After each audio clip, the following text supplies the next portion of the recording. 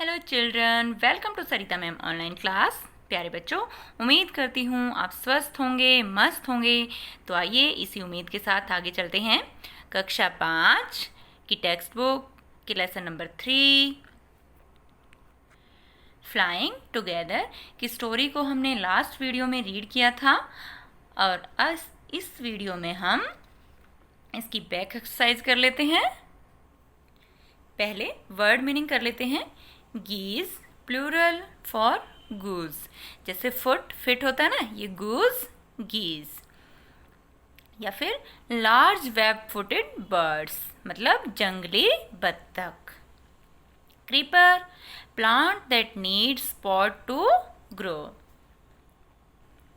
यानी कुछ ऐसे प्लांट्स होते हैं जिनको बढ़ने के लिए सहारे की ज़रूरत होती है, जैसे कि बेल आपने देखी भी होगी, घिया की बेल, तोरी की बेल।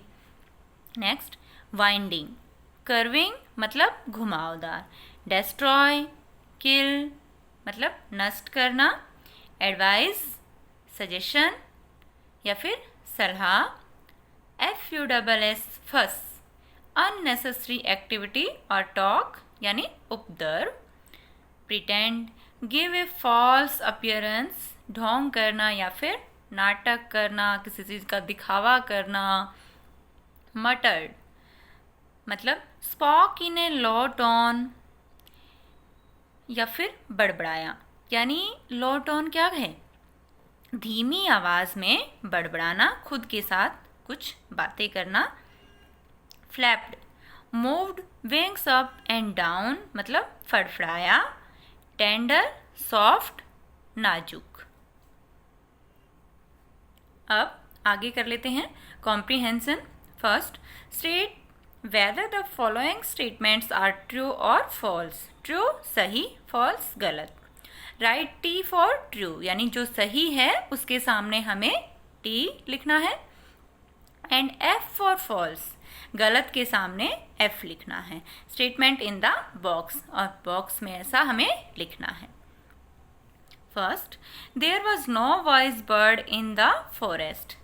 तो ये क्या करना है हमें, अपनी स्टोरी में जो मैंने लास्ट वीडियो में आपको सुनाई थी, पढ़ाई थी, उसमें आप जाइए और ध्यान दीजिए कि क्या ऐसी लाइन वहाँ पर थी, ऐसा बोला गया था।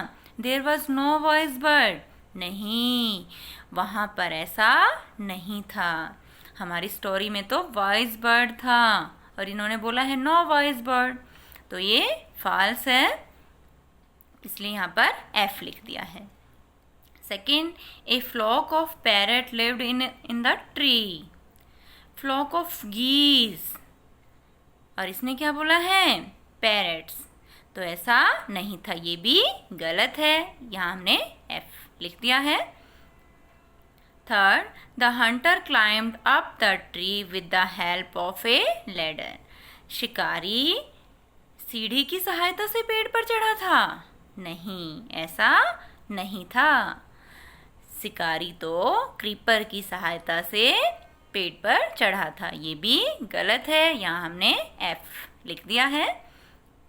Fourth, when caught in the net the foolish birds began to say help help. जब जाल में पक्षी पकड़े गए तो वो कैसे कर रहे थे, हेल्प हेल्प, कैसे चिल्ला रहे थे कि सहायता करो सहायता करो। यस, ऐसा ही था, तो इसलिए हमने यहाँ पर टी लिख दिया है।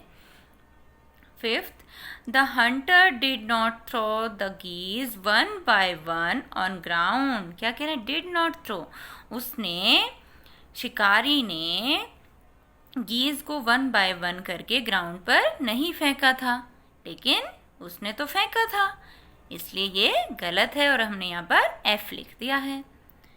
Sixth, the wise old bird help the foolish birds to escape.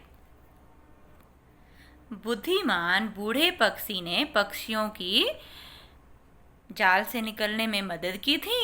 Yes, तो इसलिए हमने यहाँ पर टी लिखा है।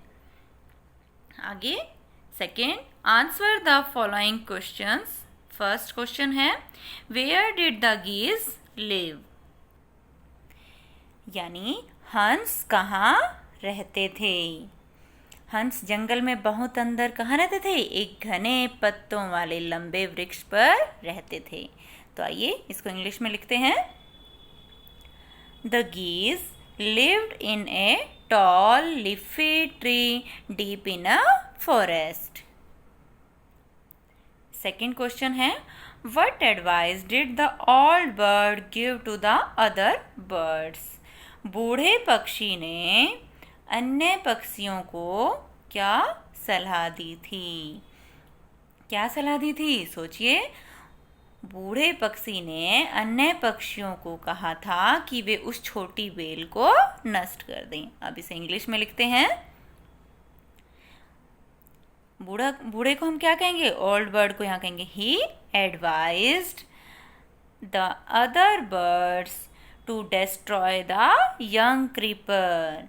उस छोटी बेल को नष्ट कर दें। Question number 3. Why did the old bird advise the other bird to destroy the creeper? ये देखिए, पहले पर्सन में बोला गया था what और अब पूछ रहा है why।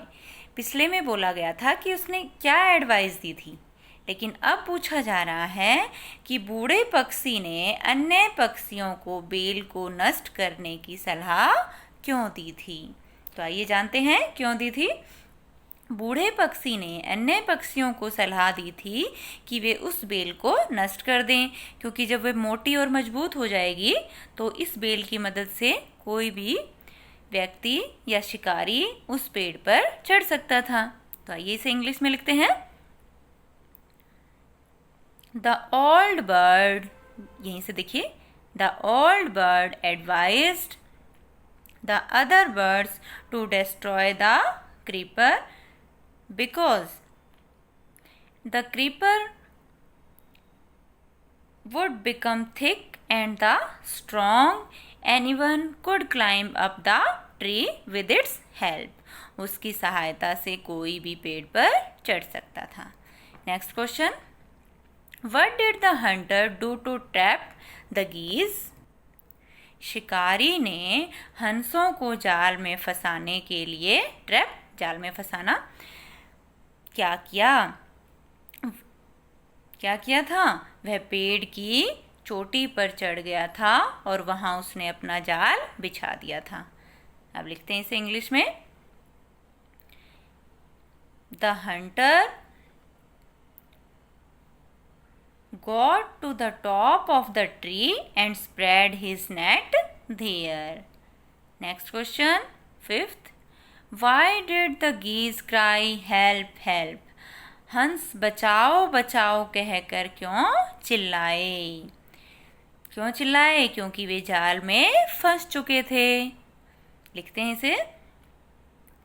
They cried because they were trapped. क्योंकि वो जाल में फंस चुके थे। 6th question. Why did the geese pretend to be dead? हंसों ने मरने का नाटक क्यों किया? उन्हें करना पड़ा। ये दिखावा उन्हें इसलिए करना पड़ा क्योंकि बुद्धिमान बूढ़े पक्षी ने उन्हें अपनी आज़ादी को हासिल करने के लिए ऐसा करने को कहा था। लिखते हैं। The geese pretended to be dead because the old wise bird had asked them to do so for their liberty.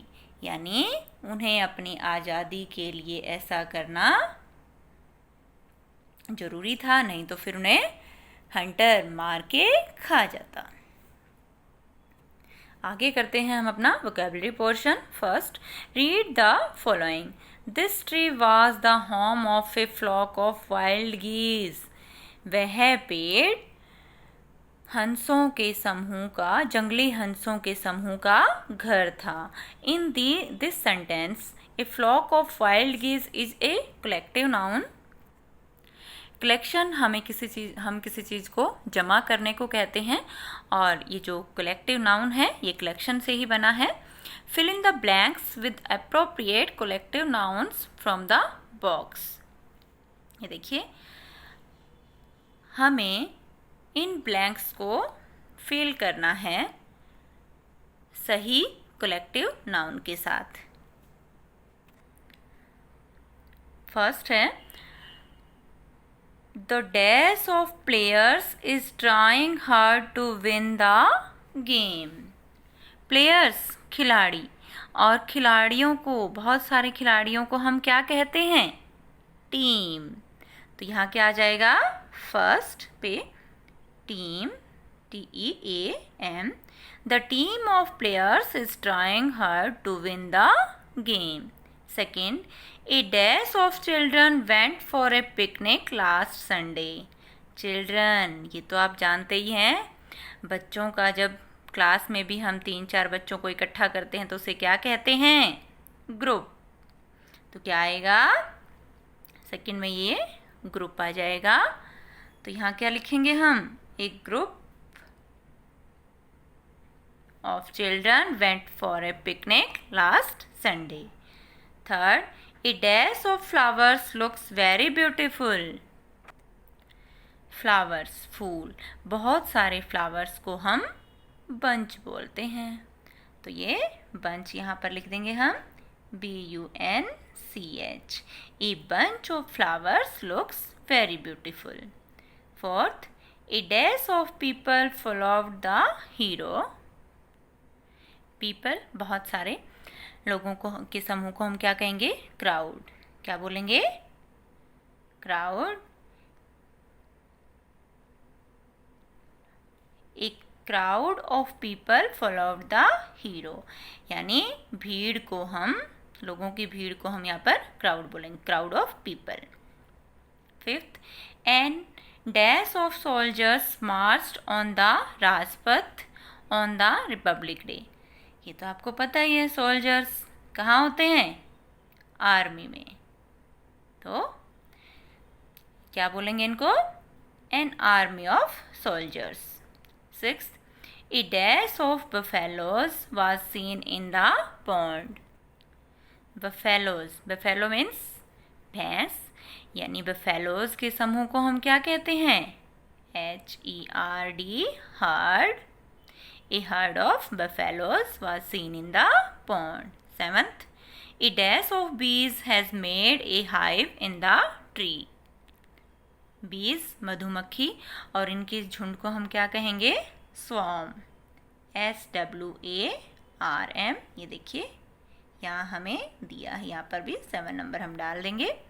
ये 8th, A dash of books is lying on the table. बहुत सारी बुक्स को pack, A pack of books is lying on the table.